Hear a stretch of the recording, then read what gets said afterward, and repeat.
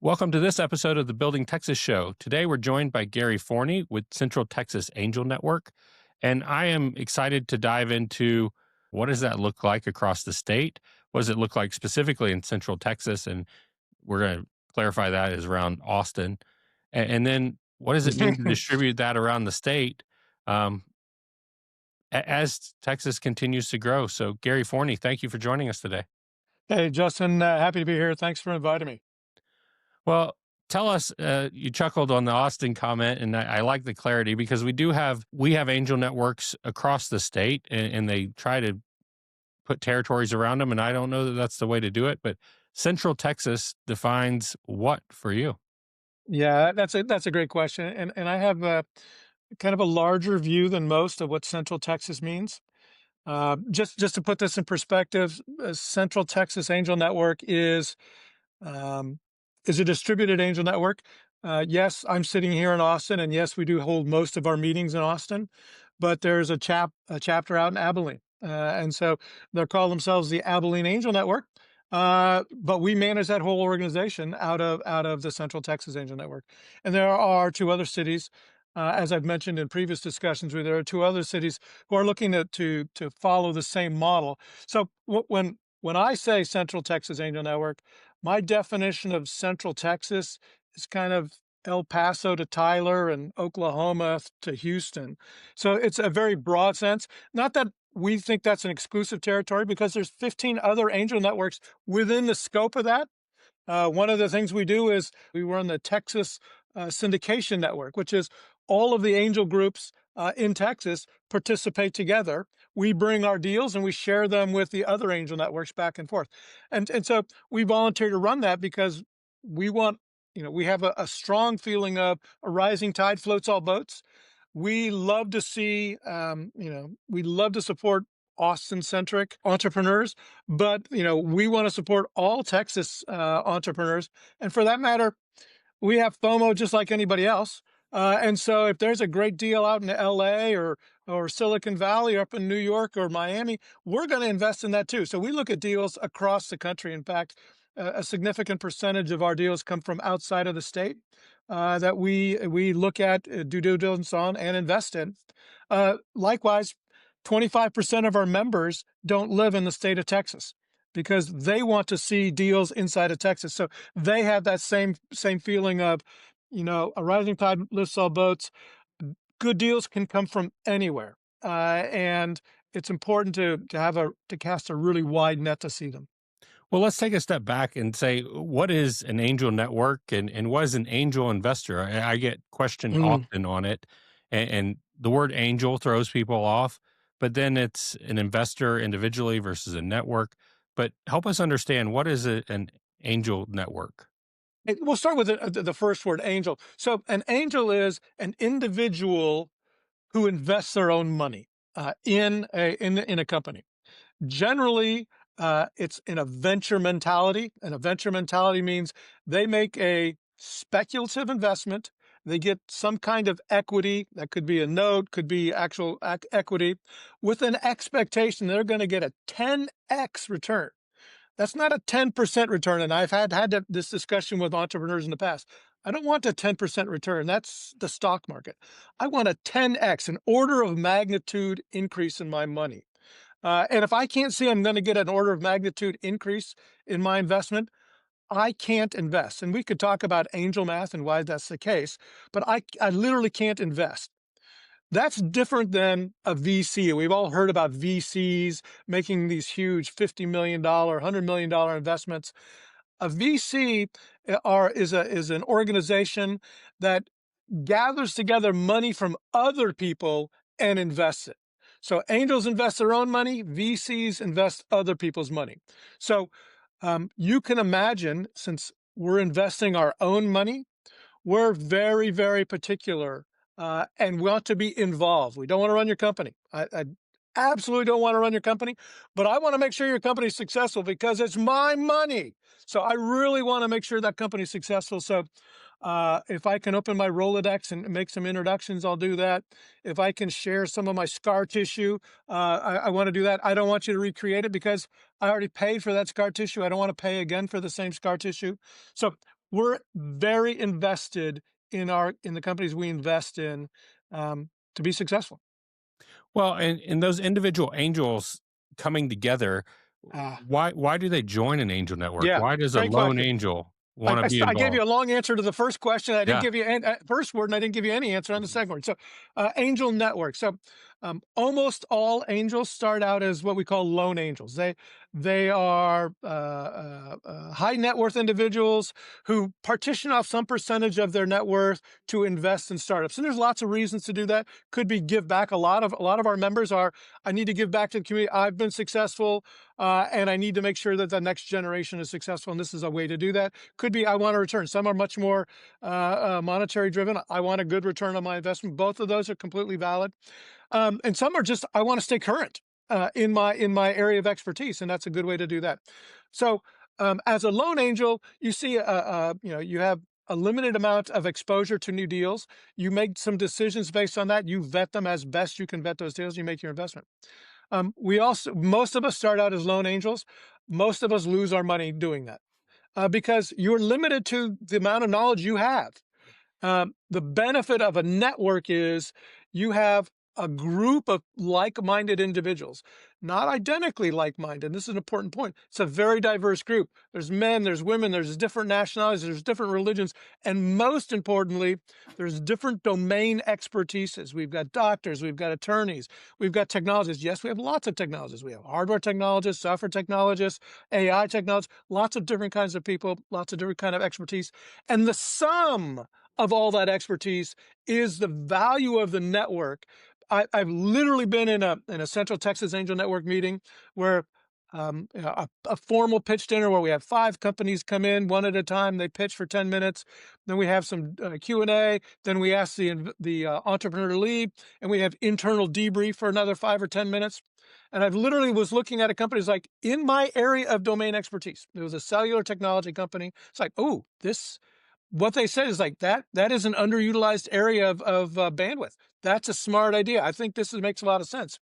Somebody gets up in the meeting and says, I'm in the space. I'm the CFO of a large cell phone company. And I can tell you without question what they're doing is illegal. They're proposing using a licensed piece of spectrum in an unlicensed way.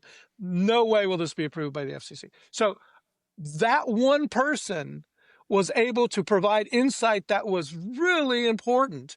We easily could have made investment in that space and lost all the money. It's like having that kind of breadth of domain expertise is critical. That is part one is having the knowledge. Two is having disciplined processes and systems to gather lots of startups to look at, to vet them down to a limited number of companies, and then to really do a deep dive diligence on the companies before investing.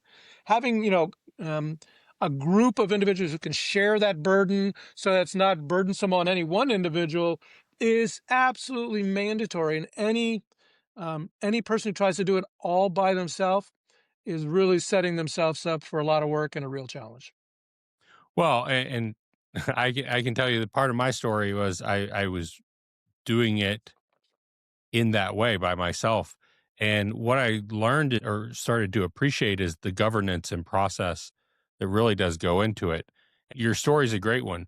To get to that 5 in the room, they had to go through some sort of diligence process.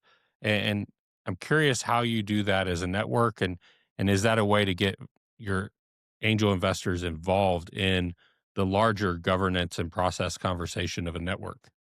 Oh, absolutely. So here at the Central Texas Network, we've spent a lot of time refining what is our process, right? And so we run this year we'll run 5 investment cycles. We'll call it every other month. We usually take the holidays off and the middle of summer off. Yeah. Um, that process, goes from applications need to be in sourced, formal applications need to be in by a certain date. Uh, the internal team spends 3 days looking at those applications to make sure they meet our criteria. And so every organization should have a thesis or investment criteria. Ours is quite broad rather. We invest in Obviously everybody does SaaS, everybody does technology. We also do medical, life sciences. We do consumer product goods. Hey, my best return ever is on a protein bar, right? So, Yep. we won't say yes to everything, but we're almost everything. So there are certain things we don't do. We don't invest in real estate. We're not a real estate play. If it's a real estate play, they're going to screen those out. And yes, every application cycle we get some of those. We don't do oil and gas leases and that kind of stuff here in Texas. We have a lot of that opportunity. That's a different type of investment. That's not a venture investment, which is what we're trying to do. So there's a certain set of criteria. We have a box. It's a well-drawn box. We have it on our website. Other angel groups have said, "Hey, can we borrow that as our box?" And we're saying, "Absolutely." Once again, we love other angel groups. We're not competitive at all. We collaborate and syndicate our deals with them every time we do a deal. We're not opposed to other groups or supporting other groups. So we have that box. So out of that 100, and this is about an average numbers that we see, every investment cycle, we have 100 deals apply. 75 deals get through just that kind of gross screening. Do they fit in our box? If they're trying to raise $50 million, that's not an angel investment deal. If they're trying to raise $2 million, yeah, 3, 4, maybe 5, much more than you're raising $5 million, you're probably talking VC, not angel. So if they meet our criteria, which is publicly stated, we're going to take a good look at them. When we take a look at it, so that was 3 days. The team takes a look, cuts it down to 75. Those 75 deals, and they're all in a deal room. They have their pitch deck, they have their financials, they have their one pager, they have all the information we need to make a serious review. They go out to our whole group. We have 155 angels in the Central Texas Angel Network.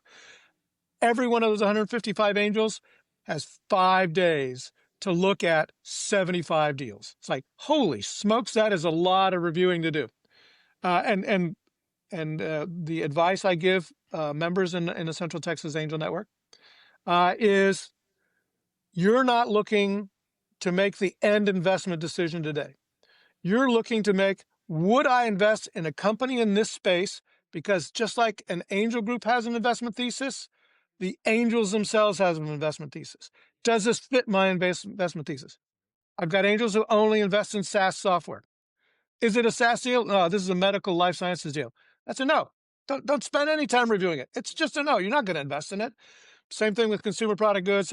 It goes across the board, right? So make a quick cut. And get rid of the ones that you're never going to invest in. And the rest, okay, I'd like to take another look at that. And so over the course of 3 or 4 or 5 hours, you can go from 75 to, a tenth of that. There might be 7, 8, 9 that these are kind of tasty. I'd like to see more about these. I want to see the CEO pitch. And so over that 5 days, everybody votes. The investment team tallies up the votes. And this is really highly complicated math that we do here. Whoever gets the most votes wins. We don't mess around with this. Most votes wins. Those people on a Sunday night, actually probably Monday morning by this time, on Monday morning are invited to pitch on Thursday. So 4 days later, and it's a Zoom call. It's not like you have to leave your house. It's a Zoom call. Everybody calls in to his Zoom line, and the CEO pitches for 5 minutes. And it's again, did you like the pitch? It was good. The angels all vote again. So the top 5 from that Zoom call, we invite those people to come in and pitch live the following Thursday. So voting takes a day or two. Sunday, Monday morning you get an invite. We want to see you in Austin. The live pitches are in Austin. You got to come to Austin for those. Yep. Everything we do in CTAN is on Zoom. If you can't make it to Austin, you're traveling, you don't live here, no problem. Zoom in. We have to be hybrid with everything. The CEOs are then pitching live in person at a pitch dinner on Thursday night. We limit it to 5 because we want to spend some time. They come in, they usually have a half hour of demos and just schmoozing to really get to know the CEO and see the product in action. Then they'll pitch, and then we'll start voting over the next couple of days. You have till Sunday again. That whole process, which seems like a lengthy process, is 3 weeks. From the time your application hits our door to you are in formal due diligence, it's 3 weeks. And it's the same process every time. It's not like our members have a question about it. We train the CEOs when they apply. Here's what's going to happen. None of this should be a surprise to you because we're like clockwork. Then due diligence is the following Tuesday. We don't care who gets through. There's always those due diligence meetings set up the following Tuesday. which company changes every investment cycle, of course. And then we drill down on due diligence. At the end of the due diligence, which can take anywhere from 3 to 5, 6, 7 weeks, really almost always driven by the company. Do they have their data room set up? Is there cap table? You'd be surprised how many cap tables are just ugly. You know, then we do, through that due diligence process, we do a drill down on the senior employees on the company. We'll do background checks. We'll call the customers. We'll call the competitors. Obviously, we don't share competitive information, but we'll vet the whole thing. There'll be a 40-page due diligence report written on any company we invest in. And we share that report with our other angel groups, our peers and other angel groups. It's like, we're putting $800,000 in this deal. It's a $2 million deal. Who wants another bite? Who wants to take the remaining piece? And we'll share this deal amongst ourselves. And in that way, we kind of help that company get all of the investment they need to move forward.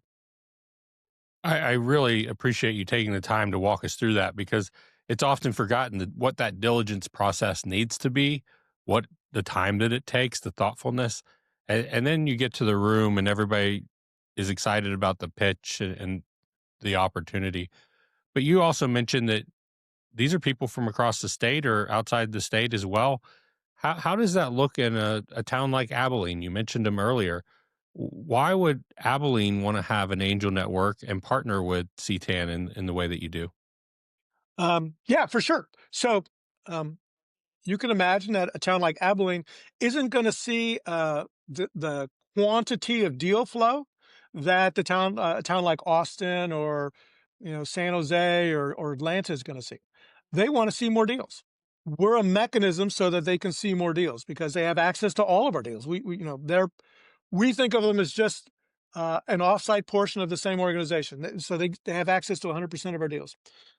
They also are a member because one of the things that we haven't talked about is people are members of CTAN or almost any angel organization, but certainly from a CTAN point of view, because either they want to make money, and that's first and foremost, we put that on our objectives. They want to be educated in angel investing, how to be a better angel investor. They want to uh, participate in a social network of other fellow investors, people they can commiserate with and talk with and have a drink with, or they want to give back to the community or the area.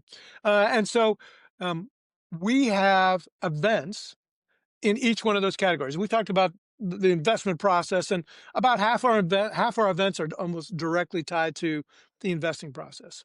But another 25% of our events are tied to education. We do a dozen classes. They're generally lunch and learns, but a dozen classes a year. And half of those classes are kind of new angel. We think of them as 101 level classes. Yeah. This is what angels do. What do you do before the investment? What do you do after the investment? And then half of them are advanced angels, experienced angels. So the difference in tax treatment between a C corp and an LLC, or different kinds of tax reduction strategies for exits on investments. So training is a big piece of this, and since we have a focused training program, that's a lot of the value in these smaller communities who are trying to start entrepreneurialism in their city. It's like, hey, they need to train their members. They're part of CTN now. I can imagine some number of years in the future where they're a standalone organization and they'll just be part of our syndication network at that point in time. We're happy to have them as a member. We're happy to support them as a separate organization. Back to a rising tide floats all boats. So education, experience, process, systems, somebody to ask questions to, because you'd be surprised how many nuances come up. You go, I don't know how to handle that. Have we ever done something like that before? You can pick up the phone and we're going to talk to you. Well, and you mentioned as a way to give back, and I think that might surprise people. And I've seen it locally where angels are wonderful mentors in the entrepreneurship programs in the local schools. They're also a mentor to your small business founder or your small business owner. But how does Central Texas look at that, and what is the impact of an angel in a community? I mentioned that we have 155 members, and it isn't just 155 people writing checks. Yes, we do that. But the success of an angel organization, especially Central Texas Angel Network, is we have subcommittees, and almost everything is done out of our subcommittees. So One of the ways we engage broadly is we have an ecosystem subcommittee, and we have roughly 18 angels who are on this ecosystem subcommittee. And our goal is any incubator in our area, any accelerator in our area, any venture studio in our area, um, any co-working location in our area, for that matter, all of the schools in the areas that we support, and even in the areas we don't support. We're up in Dallas at the University of Texas, Dallas, supporting them as well. We're over, Baylor's is arguably in our very close to where we live. So we're up there. They have their own angel network, but we want to support them to support the Baylor University, right? So we're engaging with each one of these organizations, supporting classes, providing judges for pitch competitions, teaching classes. I've been at the University of Texas at Austin, teaching classes in my areas of expertise. So we engage broadly, and this is twofold. We want to give back. We want to help students be more successful. We want to help people with startups at incubators and accelerators be more successful. We teach classes there, and we help judge there. And for that matter, we invest in those companies there, and we invite them to Central Texas Angel Network to pitch. But it's also part of the give back. How do I get that next generation to move forward? The second thing we do, and this is directly tied to our investment cycle,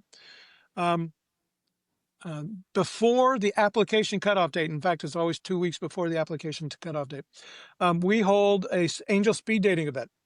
And we invite 20 angels to come to a venue, and we have an open call for entrepreneurs to come. And we usually get about 100 entrepreneurs to come.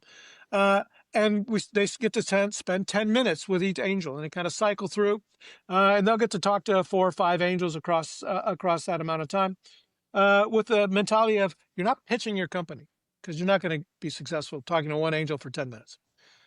You're pitching your idea and what you're trying to do and what the problems you're struggling with to get some feedback, because you don't want us to look at this deal the first time and see 3 glaring red flags. You want to have addressed those beforehand. So it's a way to give back to communities. Like, these are things you need to think about. These are a different way of thinking. Get a little exposure, get some feedback on your idea. Go fix those. Go spend 3 months fixing those before you apply. And then that way, when you do apply, you'll be more successful. And that's what we really want, is be more successful. And by the way, we have people fly in from Puerto Rico to pitch, come in from LA. We made 3 investments in Minnesota, of all places. People would fly down, go to speed dating. They eventually flew down to pitch. We made an investment with the Gopher Angel Network up in Minnesota.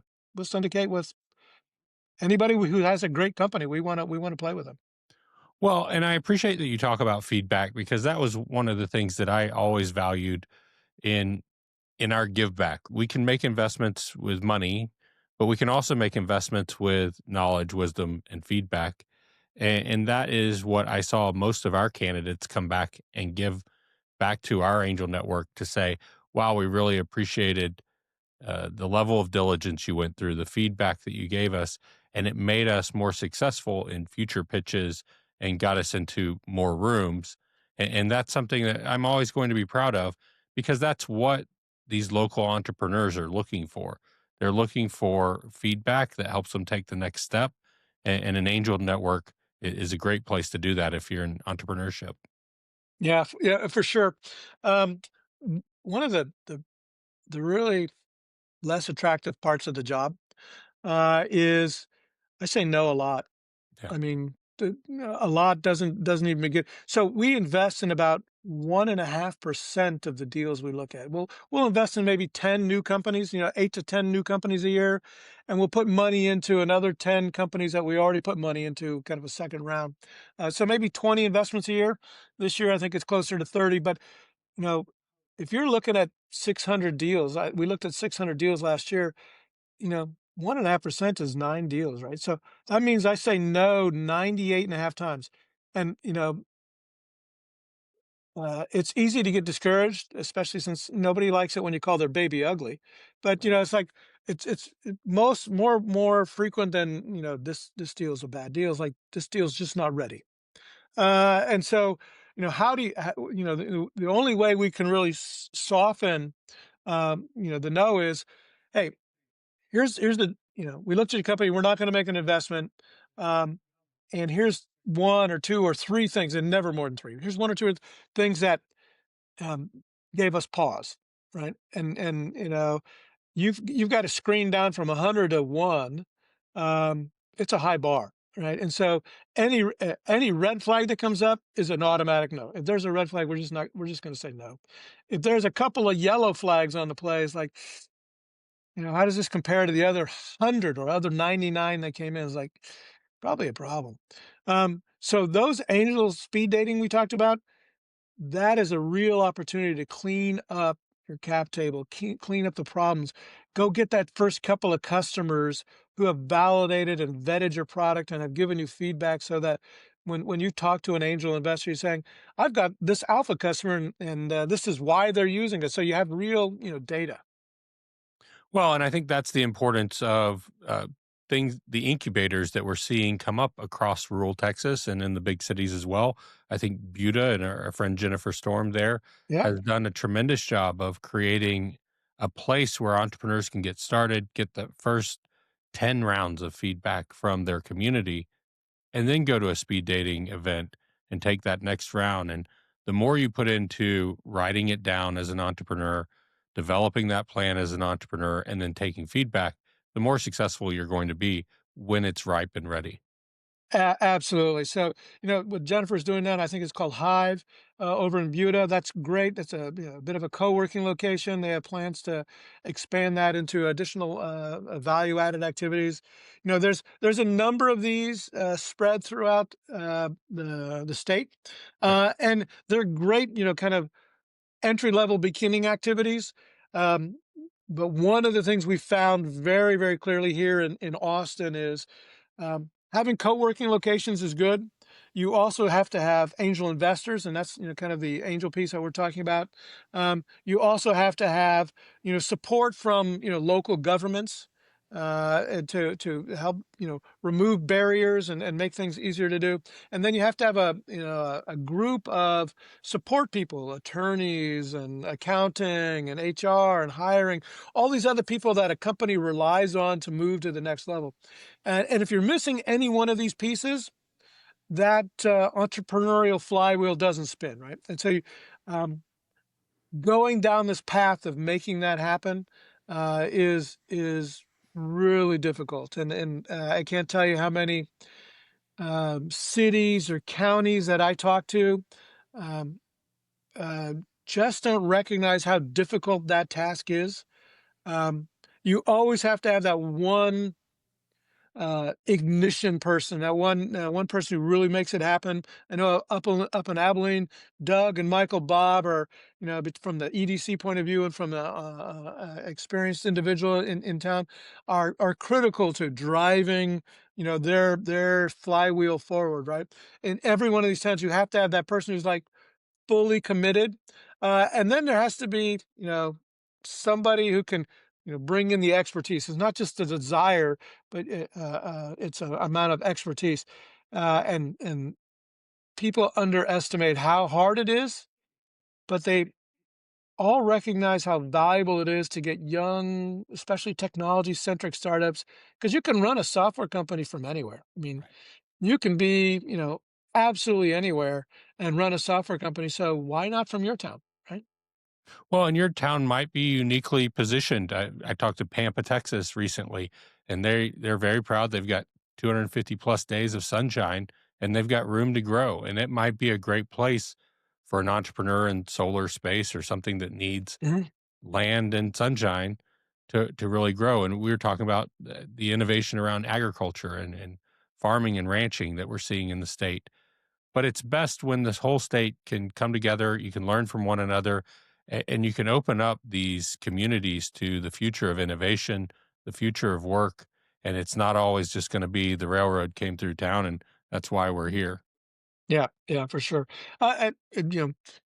Driving that flywheel is a really important activity, and you know, I encourage all county governments and local governments to take a hard look at are you moving forward or I can't tell you how many towns out in Texas or New Mexico or Arizona or the deserts in California is like you see where the highways pass the town and you see these dilapidated structures, kind of like the Pixar film Cars, like, the highways moved and the town didn't evolve. right? And Right. so it's these structures falling apart and a bunch of empty buildings. It's like, that doesn't change organically. That changes by focused effort in bringing something to the town or taking advantage of some resource or uniqueness the town has.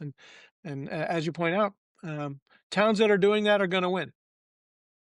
Well, and to your point, it takes those people with the drumbeat and passion to say, "Hey, what could we do differently here? What is our strength? What is the resource?" And then how do we make it known that we're open for this kind of business?